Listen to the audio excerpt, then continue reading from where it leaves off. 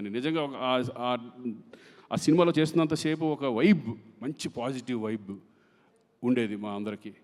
నిజంగా మిమ్మల్ని చూసి చాలామంది ఇప్పుడున్న జనరేషను, మా జనరేషన్ అందరూ నేర్చుకోవాలి ఆ డెడికేషన్. నిజంగా 18 రోజులు 19 రోజులు నైట్లు అంత చేస్తాను. నేను అడిగాను డైరెక్టర్, విశాంతి గారు వస్తున్నారా ఈరోజు, చేస్తున్నారు, నిన్న పాపం 3 వరకు 2 వరకు చేశారు.